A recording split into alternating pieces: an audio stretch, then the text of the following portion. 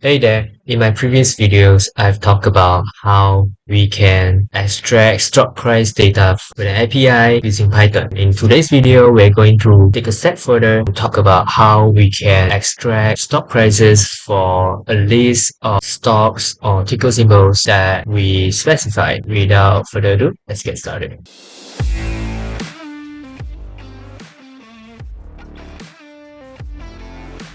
In my previous video, we've learned that when we want to extract stock prices, we can use a request library and Alpha Vantage API, and then we just need to specify the daily stock prices data for what stock you're looking for, whether you want 100 data points or the full set of data and which type of data types you want. Then we'll use a request query to get the data and pass it into a response variable. If you have a little bit of experience with Python and I'm looking for multiple stock prices, maybe I could put it into a list and specify the ticker symbol to query for another stock prices. But when we do this, you notice that we get the Apple stock prices, but we are not going to get Microsoft stock price.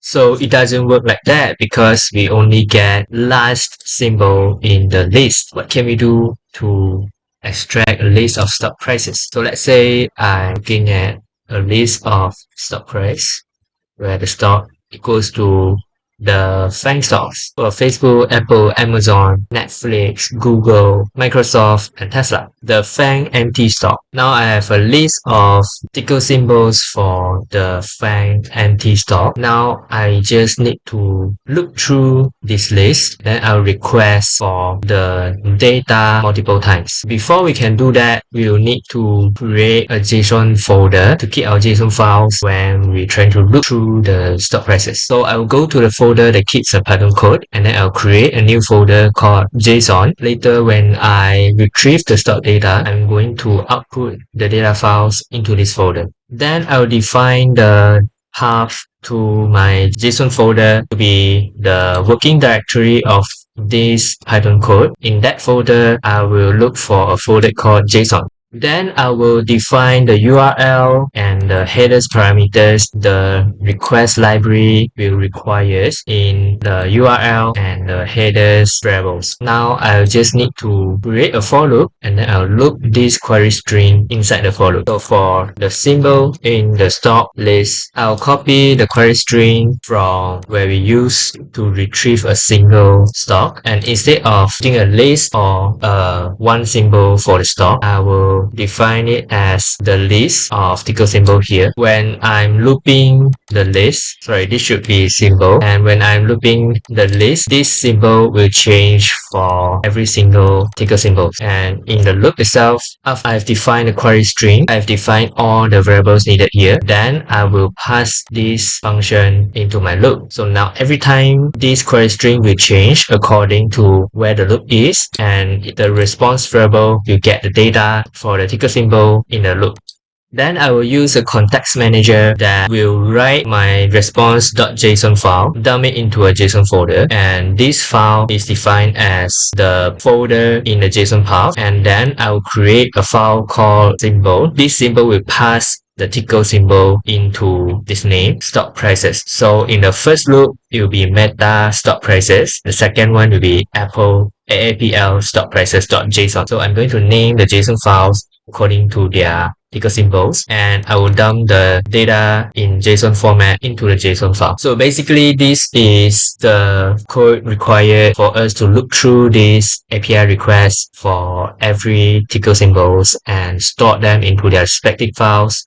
But I don't want to just start running the code just yet, because for a loop that runs multiple functions, we always want to know which stage the loop is running, and when you have an error, we will know that which part of the loop went wrong and which part of the loop is working fine. So in first one, this is just to define the strings. There is nothing will go wrong here. But for this, when you're trying to get a response, if we make some mistakes over here, we want to make sure that we know that something is wrong here. So when this code is running successfully, I want to print a message that tells me it's running successfully. So I'm going to print a query, and I'm going to use a f string, and I'm going to print a message done request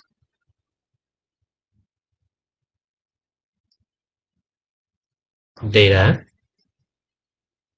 and this is the symbol data. So I'm going to pass the variable into this output message, and tells me that when I successfully retrieve this, it's going to tell me that it has done requesting the data for that ticker symbol. And before we trying to request, I want it to notify me that I'm running the code for this ticker symbol, and it's going to tell me the symbol is equals to this symbol.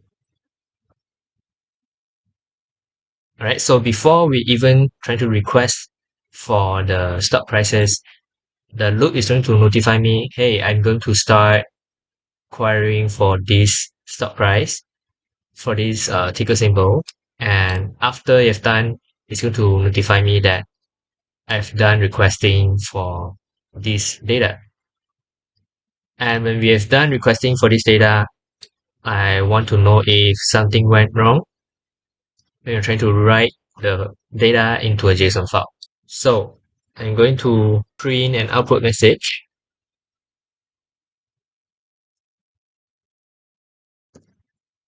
that tells me that it successfully wrote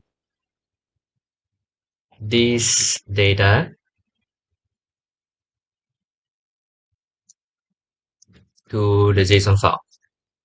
Then it's going to print an empty line for me before I can print a separator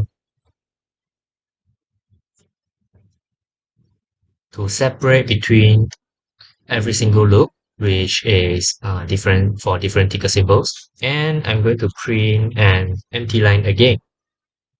Right? Let's see how it works. So for every time requesting for that ticker symbol, it will notify me that I've done this step and I'm going to retrieve for this step. So, oh, there's one more thing, and we wouldn't know whether it's completed yet. So it's better for us to say when we have exceeded, when we have completed this for loop, we're going to print complete task. So let's run it again. So now this is Apple, now is Amazon. I'm going to request for Amazon data. It's done requesting group to JSON file. Then next will be Netflix, Google, Microsoft, Tesla. And now for this time, after it's completed the loop, it's going to tell me that I've completed the task. Alright, that's all for today's video. It's a simple one. I want to keep my tutorials video short and informative, so I'm trying to put this into a whole series of analyzing data, stock price data with Python. So I'm going to create multiple short videos, tutorials to teach you how to use Python, how to do data analysis with this stock prices data. So thank you so much for watching. I'm going to see you in my next video. Bye bye.